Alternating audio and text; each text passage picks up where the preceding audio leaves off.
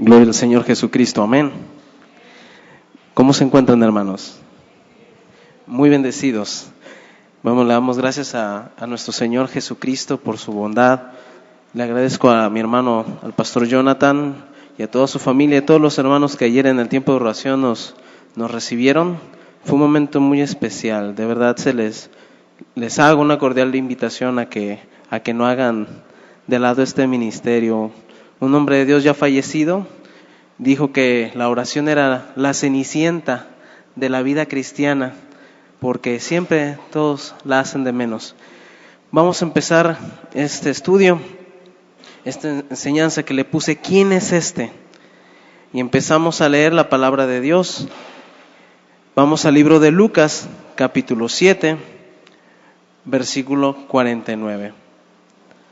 Vamos a leerlo en el nombre del Padre, por la gracia del Hijo y con la fuerza que nos da el Espíritu Santo para hacerlo. Amén.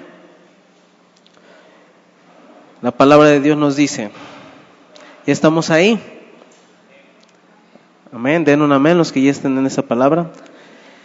Dice, y los que estaban juntamente sentados a la mesa comenzaron a decir entre sí, ¿quién es este que también perdona pecados?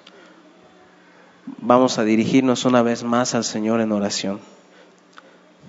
Amado Padre Celestial, nos presentamos delante de ti con temblor, con temor en nuestros corazones, porque sabemos que estamos delante de tu santidad. Tu palabra, Señor, es excelsa, pero nosotros, Señor, somos humanos. Te rogamos que tu palabra sea poderosa en mis labios, Señor, que solo soy un siervo tuyo, Señor. Procuro hacer tu voluntad. Te ruego que perdones mis pecados y los pecados de toda la congregación, Señor, que nos des un oído dócil para escuchar tu palabra, que permitas que tu Santo Espíritu sea el que actúe en cada uno de nosotros, para que nos ayudes a que esta palabra sea tuya, Padre, y sea una bendición para cada una de nuestras vidas, de modo que crezcamos espiritualmente y le demos ese lugar que corresponde a tu palabra, al Evangelio, Señor, y al poder del Espíritu con el que necesita ser predicado. Te rogamos, Señor, que sujetes nuestros corazones a ti y que nos permitas que sean abiertos para entender tu palabra. Te damos gracias por todo, en el nombre de nuestro Señor Jesucristo. Amén. Bueno, me había comentado el hermano Jonathan que les había pedido que los que fueran posibles trajeran a un invitado. Parece que no hay personas nuevas, ¿verdad?, en la congregación. Pero de cualquier manera, aunque haya personas nuevas o no, podemos haber personas en la congregación, pero eso no indica que, aunque estemos aquí, en realidad seamos todavía creyentes, ¿verdad? Uno puede venir a la iglesia y estar de acuerdo con lo que se escucha, pero eso no nos indica o no nos asegura que ya hayamos nacido de nuevo. Amén.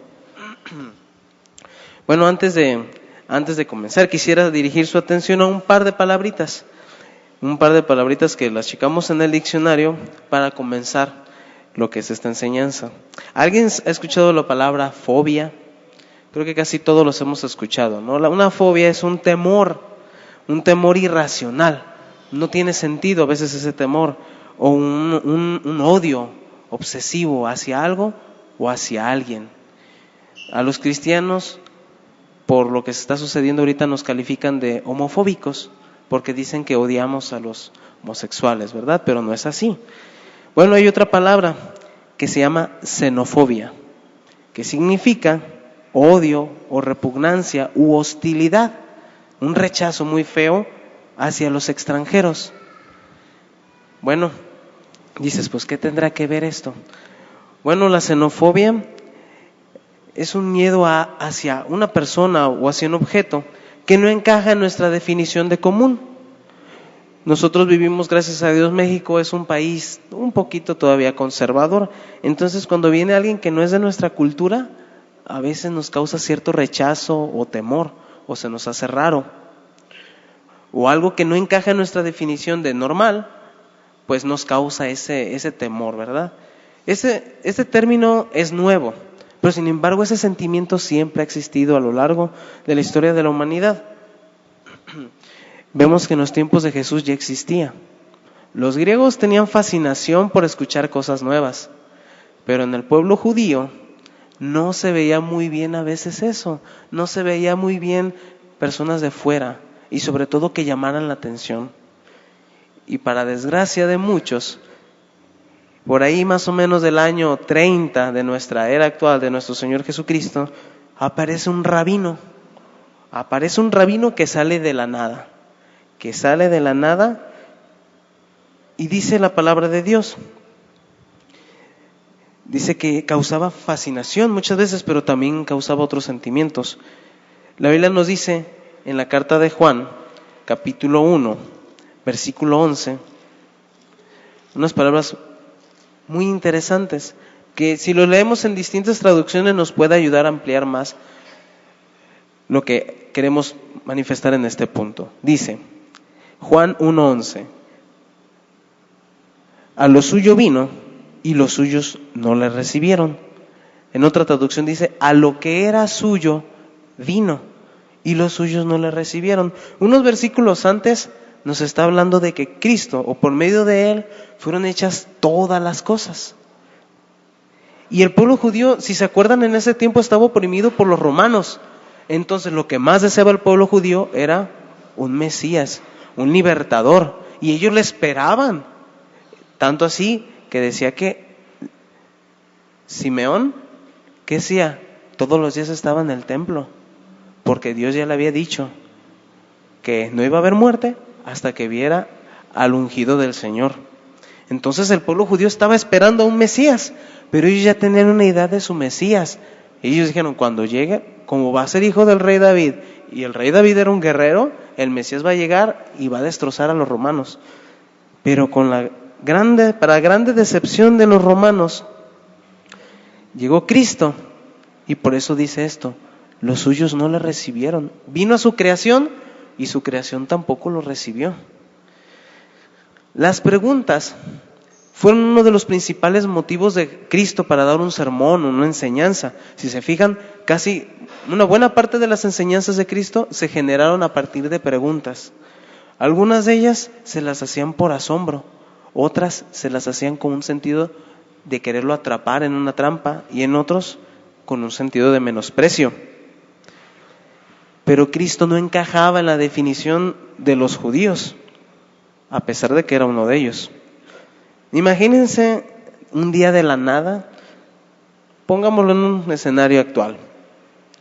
Supongamos que el hermano Javier es de afuera, ustedes no lo conocen, y de repente ustedes se encuentran en un avión viajando con el hermano Javier, ustedes no lo conocen, y de repente empieza una turbulencia y el avión empieza a caer en picada, y de repente ustedes ven que el hermano Javier está dormido como si nada, y de repente lo levantan y no te das cuenta que nos vamos a morir, y de repente se levanta el hermano Javier y le dice al avión, ¡hey! ¡Funciona! Y de repente el avión se vuelve a levantar. ¿A ustedes les causaría, lo verían como algo normal? ¿Lo verían como algo común que alguien de repente le diga al avión, ¡hey, detente! Y de repente el avión otra vez empieza a funcionar. Pues imagínense, algo sucedió con Cristo. Un día se encontraban en el mar de Galilea. Dicen que aún en los días actuales los expertos con todo y los navegantes muy experimentados no se atreven a viajar en ese mar, porque dicen que es muy impresionante. De repente se levantan mareas y empiezan a voltear a los barcos. Y dice la palabra de Dios en el libro de Marcos, y se levantó una grande tempestad en el viento y echaba las olas en el barco, de tal manera que ya se les estaba llenando el bote. Y Cristo estaba ¿dónde? Allá, en la popa del barco, durmiendo sobre un cabezal. Y le despertaron y le dijeron, Maestro, ¿no tienes cuidado que perecemos? Y levantándose, él le dijo al viento, ¡shh! ¡Calla! Enmudece. Y cesó el viento y fue hecha grande bonanza. Imagínense de repente una tormenta de lo peor, de modo que el barco se les está hundiendo y de repente se levanta y dice, guarda silencio, y de repente el mar como si nada. Y la Biblia dice que ellos se alegraron, ¿verdad? ¿Sí dice la Biblia que se alegraron? No. Dice en el 41, y temieron con gran temor y decían el uno al otro otra vez, ¿quién es este que aún el mar y el viento le obedecen? En otra ocasión incluso los religiosos no daban crédito a escuchar a alguien que salió de la nada y empieza a ser maestro. Alguien de repente empieza a enseñar y empieza a enseñar con autoridad, decía la Biblia, no como los fariseos. Ellos simplemente repetían y repetían, pero no veían que esa palabra fuera con autoridad. Y dijeron, es que, a ver, Cristo, ¿cuáles son tus licencias? Yo nunca te vi en el rabino, con los rabinos estudiando. O sea, ¿de dónde vienes tú? Nosotros te conocemos, que eres hijo, dudamos que incluso tu papá sea tu papá. Él no estaba autorizado por las grandes autoridades, valga la redundancia, judías. Y se preguntaron en Mateo 13:55, ¿no es este el hijo del carpintero? ¿No se llama su madre María y sus hermanos Jacobo y José, Simón y Judas? Es más, ¿no están sus hermanas con nosotros? ¿De dónde pues tiene él todo esto? Pero él les respondió, en Juan, también a una situación parecida, que le preguntaron, bueno, ¿de dónde vienes tú? ¿De dónde sacaste tanta sabiduría? Y Jesús les dijo, en Juan 7:16, mi doctrina no es mía, sino de aquel que me envió. Poncio Pilato también una vez se cuestionó, cuando Cristo estaba a punto de ser entregado, le dice, bueno, ¿qué te crees tú? ¿Eres rey? Porque tu pueblo te entregó. Y Jesús le dijo, tú lo has dicho, pero mi reino no es de este mundo. Eso de las preguntas no era nada nuevo para nuestro Señor Jesucristo. Es algo ya familiar, si se puede decir, porque a su padre también le pasó lo mismo. En una ocasión, cuando Dios le dijo a Moisés que fuera hacia Egipto, porque se acuerdan que los judíos se encontraban en aquel tiempo, en el tiempo de Moisés, oprimidos por los egipcios, Dios le dijo a Moisés, ve y dile al faraón, deja ir a mi pueblo, porque me tienen que servir. Entonces, la respuesta de faraón, la verdad, no fue muy distinta a la de los fariseos de aquel tiempo. En Éxodo 5:2 nos dice, y el faraón respondió, bueno, ¿quién es Jehová? Para que yo esté escuchando su voz y deje de ir a Israel. O sea, ¿quién se cree ese Dios tuyo? ¿Quién se cree? Tengo miles de dioses aquí y a Jehová no lo conozco. Yo no conozco a tal Señor y tampoco voy a dejar ir a Israel. Entonces vemos que la duda, la intriga, el temor y toda clase de preguntas rodeaban a Cristo en todo su ministerio, incluso hasta el día de hoy. A pesar de que hay tantas investigaciones, hermanos, incluso mismos ateos han probado que Jesús existió. Muchas veces, incluso personas que vienen a la iglesia se preguntan, ¿quién es Él? ¿Qué es Él? Muchas veces venimos, adoramos, cantamos, pero no nos detenemos a preguntarnos, bueno, ¿quién es Cristo para mí?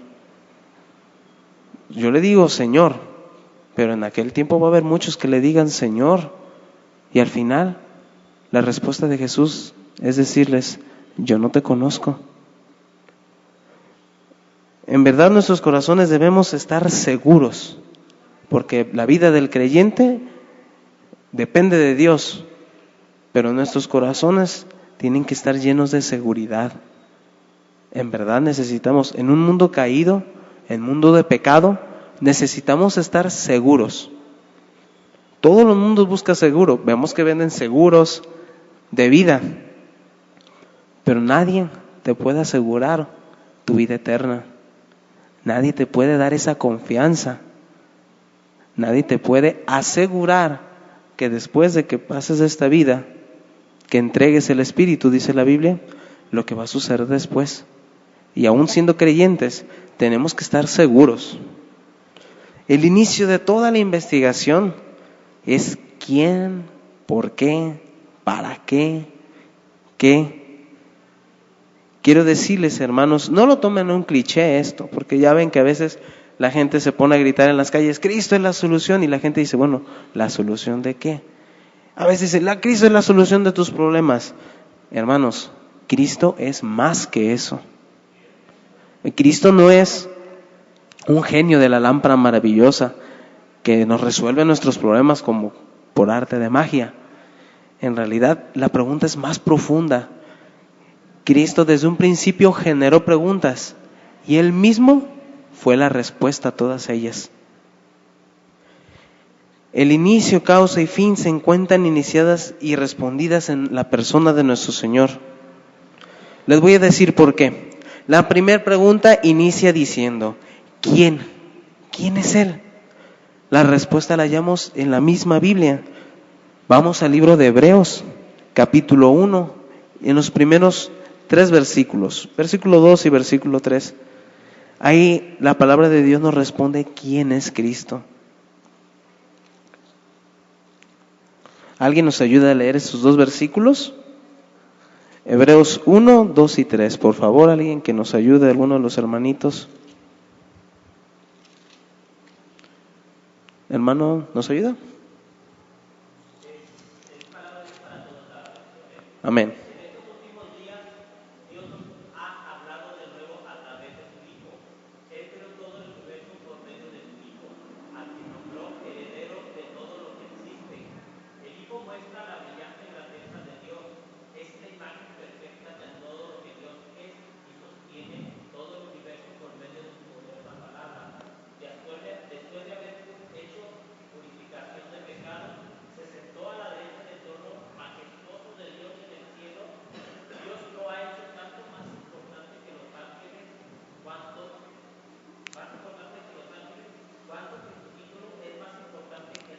Amén.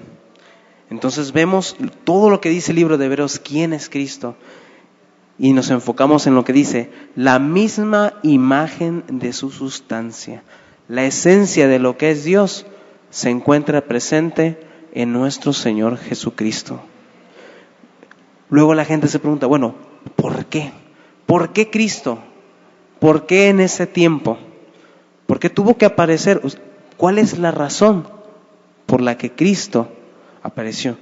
Hermano Sergio, ¿nos ayudas a leer Apocalipsis 4:11, por favor?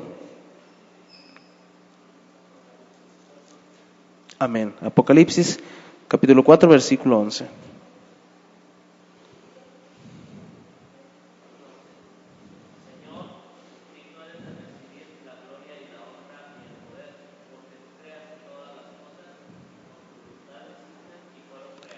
Esa es la razón, porque todas las cosas fueron creadas por Cristo.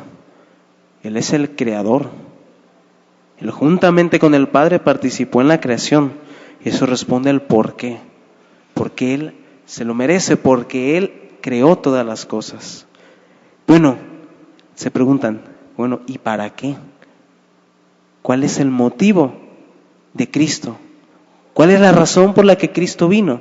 Y eso todo nos lo debemos de preguntar. A veces conocemos hablarle a las personas, pero dice un predicador que una vez, él es maestro en un instituto, dice que un día un evangelista que no sabía que él era creyente, lo paró y le detuvo. ¿Usted es salvo? Y el predicador, bueno, el maestro bíblico le responde, bueno, ¿salvo de qué? ¿Salvado de qué? ¿Y saben qué pasó con el evangelista? No supo qué decirle. Porque muchas veces, cuando compartimos el evangelio, no sabemos qué es el evangelio. Bueno, la palabra de Dios nos responde cuál es la razón por la que Cristo, el para qué. Y lo leemos en 2 versículos. El primero se encuentra en Efesios 1:6. Permítanme leérselos. Dice, para alabanza de la gloria de su gracia, con la cual, o sea, con la gracia, nos hizo aceptos en el amado. ¿Quién es el amado? Cristo. Entonces, fuimos hechos los creyentes para alabanza de la gloria de su gracia. Amén. Y un versículo tan hermoso que dice en Romanos 11:36, dice, porque de Él, por Él y para Él son todas las cosas. A Él sea la gloria para siempre. Amén. Entonces vemos que todas las cosas fueron creadas para Cristo.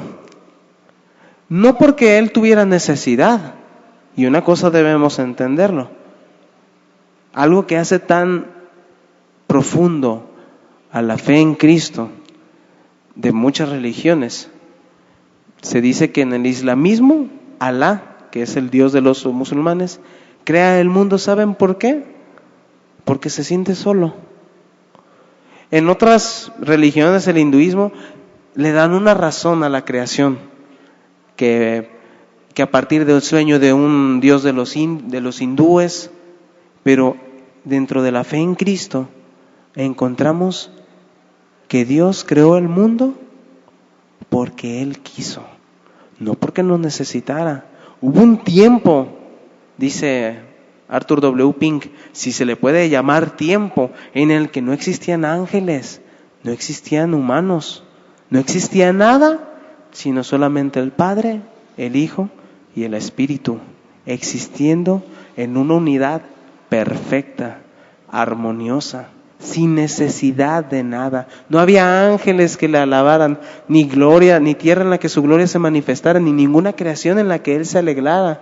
No existía Satanás. Existían solo ellos tres, durante toda una eternidad. Hermanos, Dios no nos necesitaba.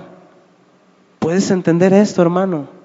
Dios no depende de nosotros. No nos necesitaba para existir, para ser alegre, para estar lleno de gozo. Él tenía gozo en sí mismo, en el Hijo, en el Padre. Tenían un gozo eterno. Pero en un momento, en la eternidad, algo que no se puede entender, en un punto Dios nos crea. Y nos crea, yo lo entiendo de esta manera. Dios dice, voy a crear unos humanos para que vivan conmigo para siempre. La Biblia no dice que vamos a vivir durante algunos cientos de millones de años y luego vamos a dejar de existir. Hermano, ¿te das cuenta de que el Dios que vivía solo escogió de su infinito amor y voluntad crearnos para que Dios ya no va a estar solo, hermanos? Y Él no se siente solo, pero en un momento todos vamos a estar con Él. ¿Te das cuenta de eso? Que el Dios que vivió solo en un momento decide crearnos para que estemos por toda una eternidad en su presencia, en gozo eterno, alabándole. Eso es algo profundo, hermano. Entonces, ¿el qué o quién inicia con Cristo y culmina por Él? Porque Él es el Cordero de Dios, dice la Biblia, destinado desde antes de la fundación del mundo, pero revelado en el tiempo preciso. Por eso dice la Biblia que Él es el Alfa y la Omega. En Él inicia y termina todo, amén. Y esto nos debe alegrar. ¿Por qué? Porque en esta vida, hermanos, estamos en un mundo de pecado, en un mundo que no conoce al Señor. Y que en cierto modo dice la Biblia que el mundo aborrece a Cristo. Y como aborrece a Cristo, a los que somos hijos de Dios, no nos va a ver con buenos ojos. Y esto nos debe alegrar, hermano, porque quiero decirte en este momento que todas tus tribulaciones, todas tus pruebas, tus aflicciones, tus alegrías, los éxitos que tienes, tienen una respuesta y una razón. Y esa es Cristo. Porque todo lo que vamos a pasar en esta vida, Romanos 8:28, y vamos a leer un versículo que creo que todo el mundo conoce y creo que ni vamos a ocupar leer la Biblia para decirlo. ¿Sí se lo saben de memoria ese versículo, hermanos? A ver, vamos a decir. Y sabemos que, todos juntos, a los que aman a Dios, todas las cosas les ayudan a bien. Esto es, a los que conforme a su propósito son llamados. No dice la Biblia que solo las cosas buenas. Pues sí, pues todas las cosas buenas obvio nos van a ayudar para bien. El mundo dice, no hay mal que por bien no venga. Pero ellos lo dicen en una experiencia de la vida. La Biblia va más profundo, va más allá. Dicen, no, olvídate que sí, vas a tener más experiencia, más conocimiento.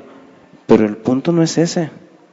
Dios utiliza cada una de nuestras situaciones, de nuestras victorias espirituales y también nuestras derrotas, nuestras caídas, para formarnos a la imagen de Cristo. Dices, pero ¿cómo me van a...? Cristo es perfecto. Yo soy un vil pecador. Dice un hermano que le tengo mucho respeto, dice, yo batallo con el pecado y a veces peco. En verdad, ¿cuánto necesitamos de nuestro Señor Jesús? Porque no somos suficientes. Nosotros no tenemos fuerza por nosotros, no tenemos ni vida por nosotros. Si usted está viviendo el día de hoy, no es porque su corazón esté latiendo solamente, es porque aquel del que procede la vida nos concedió tenerla el día de hoy. Y entonces, ¿quién es Él? Y esto es para animarnos todos nosotros.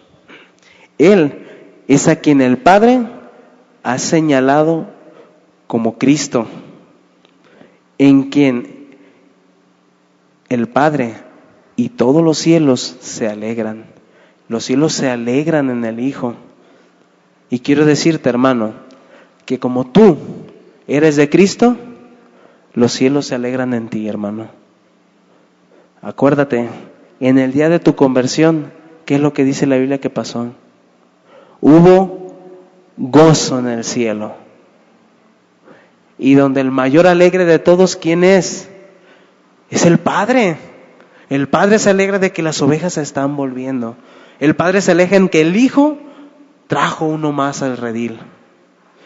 Él es el juez de vivos y muertos. Pero como nosotros estamos en Él, el Padre, el gran juez, dio el golpe en la mesa y dijo de nosotros, son inocentes, porque estamos en Cristo, porque Cristo fue condenado en nuestro lugar. Amén. Él es quien posee las llaves del reino de David e incluso del mismísimo infierno. Lo dice Apocalipsis 1:18. Él es el quien mantiene todo el universo, dice, lo acaba de leer el hermano. Todo este universo está sustentado, se encuentra funcionando por la palabra de su poder. En otra versión dice, por su palabra poderosa. Por el hecho de que Cristo dice, el universo sigue funcionando. Hermano, si Cristo mantiene el universo funcionando con su palabra, ¿tú crees que no va a ser poderoso para sustentar tu vida? Para mantenerte hasta aquel día. Judas hace una alabanza, dice, y aquel que es poderoso para guardarnos sin mancha, sin caída y presentarnos con tristeza, con gran alegría delante del Padre. A Él es la alabanza. Él tiene toda la potestad en el cielo y en la tierra. Él es el único camino que lleva al Padre. Y quiero decirte, hermano, y lo dice el apóstol Juan, que si estás en Él, puedes estar seguro. Puedes estar seguro por lo que dijo el apóstol Juan. Hermanos, sabemos que estamos en el verdadero Dios y en la vida eterna. No hay ningún otro camino, hermano. No hay ningún otro camino que nos lleve al Padre. Entonces, ¿cuál es el peso de la muerte de Cristo? Y es con esto lo que en verdad quiero enfatizar. ¿Por qué? ¿Por qué es el Evangelio? Algo con lo que tú puedes compartir. Hace tiempo cuando el Señor me lo manifestó en mi vida, de verdad fue un cambio tremendo en mi corazón. ¿Por qué el sacrificio de Cristo es suficiente? ¿Por qué? ¿Qué es el Evangelio? ¿En qué consisten las buenas nuevas de la salvación? Muchas personas dicen, pues es que Dios puede salvar tu matrimonio, que Dios te puede sanar de tu enfermedad. Eso no es lo que dijo Cristo. Las buenas nuevas de Cristo era, arrepentíos, El reino de los cielos ha llegado. El Evangelio es el anuncio de Dios, de que a pesar de que es un mundo caído, lleno de pecado, a pesar de que nuestros cuerpos son cuerpos de pecado, que nuestro corazón, dice Génesis, está de continuo al mal, y que dice que el mundo entero está bajo el maligno, a pesar de todo esto, Dios vino para salvarnos, para salvarme de mí mismo, del peligro que yo me puedo crear para mí al no conocerle, al pecar, al no obrar como a Él le agrada. Lo que todos los humanos hacen, Dios dice en su palabra unas palabras hermosas. Segunda de Corintios 6:2 dice: en tiempo propicio te escuché, y en el día de salvación te socorrí. He aquí, ahora es el tiempo propicio. He aquí, ahora es el día de salvación. Esas son las buenas nuevas. Las buenas nuevas nos dicen que este mundo caído, Dios en su momento mandó a su Hijo.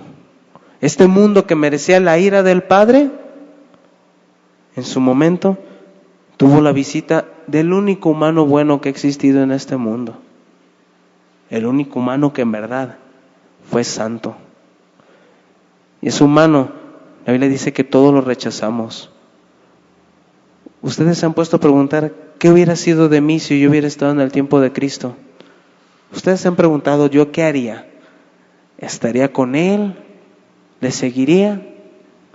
Yo en un tiempo yo pensaba así, no, yo estaría con Cristo y yo lo defendería.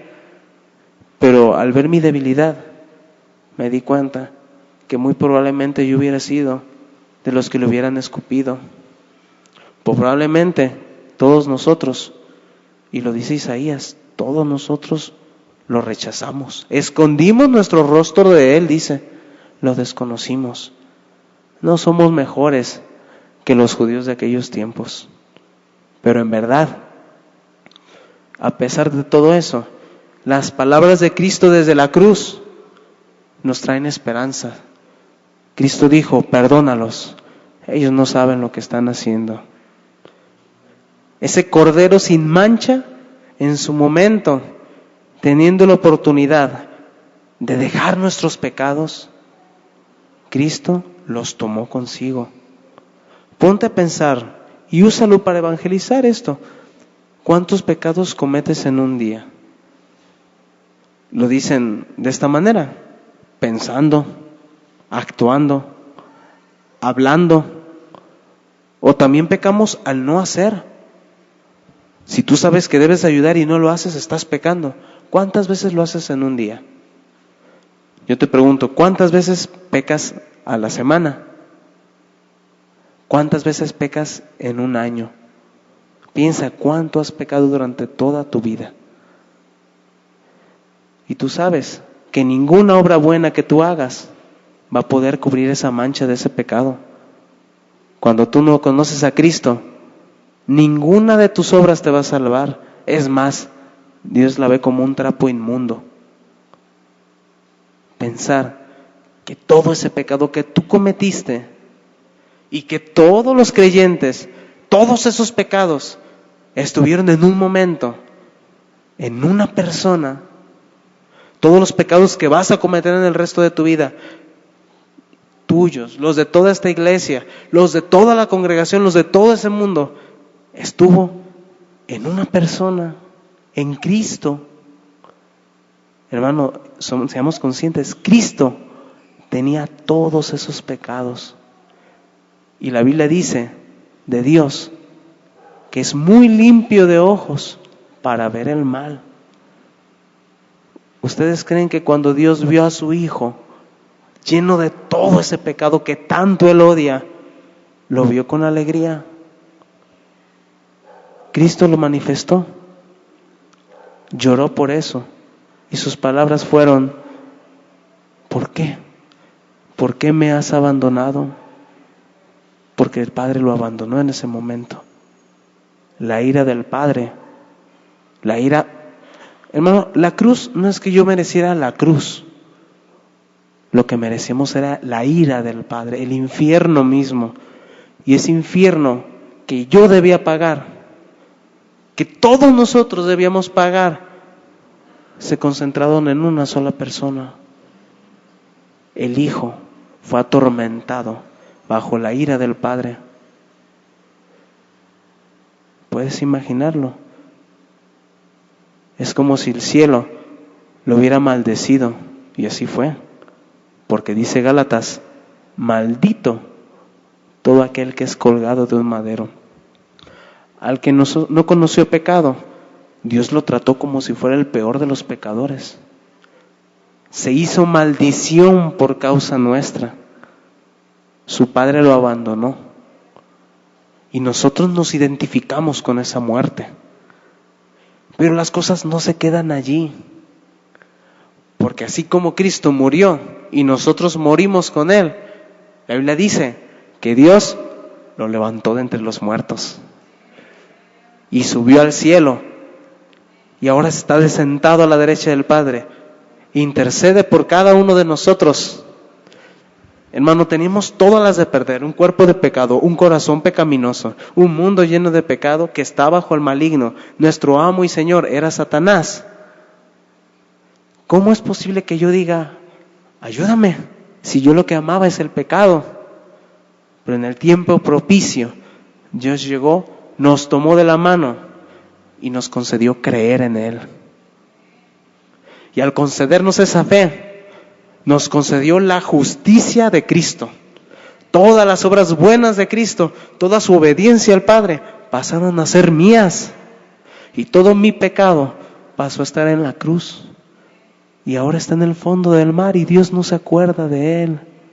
Y no solo me dio la justicia de Cristo, abrió los cielos para mí. Él me ha prometido que todo lo que pase en este mundo va a obrar para mi bien.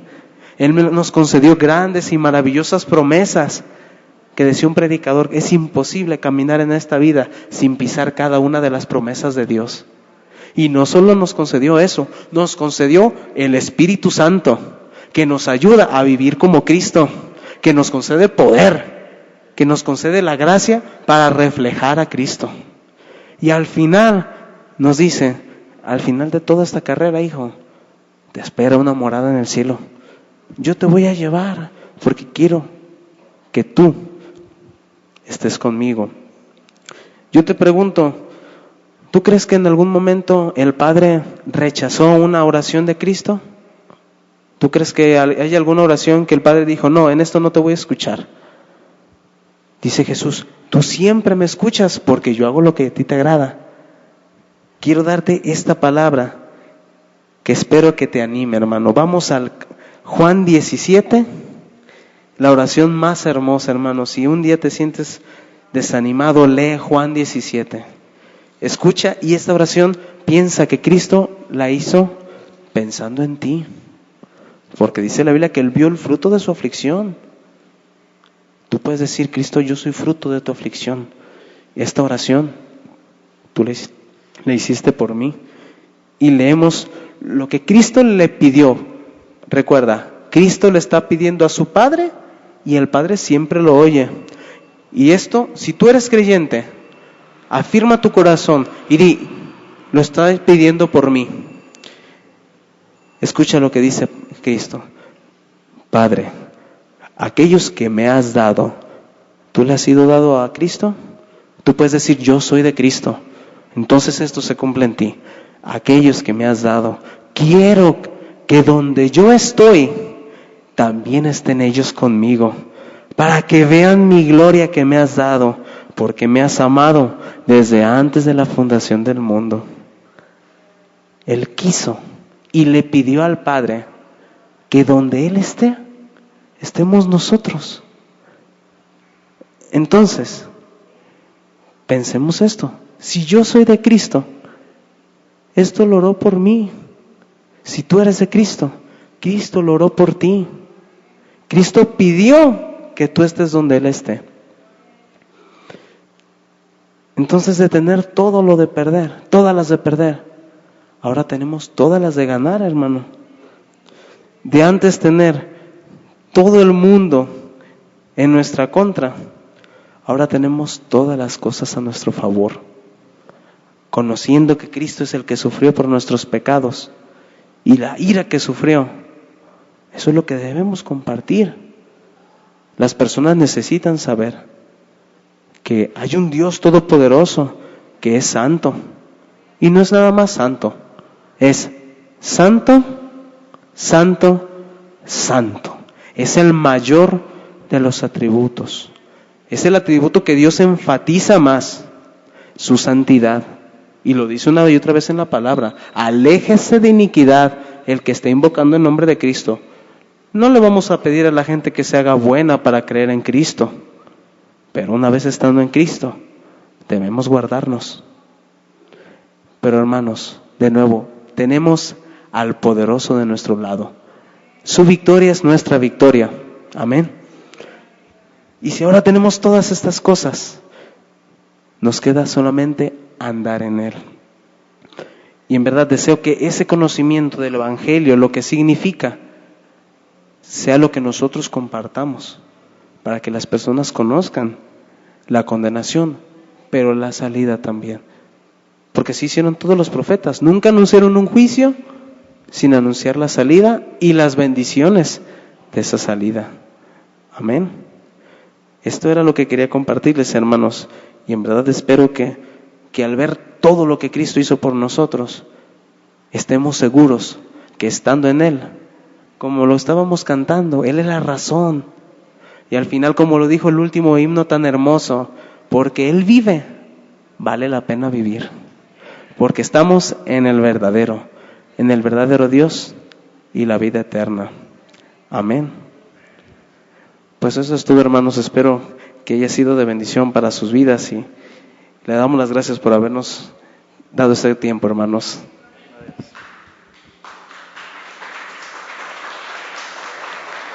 Amén.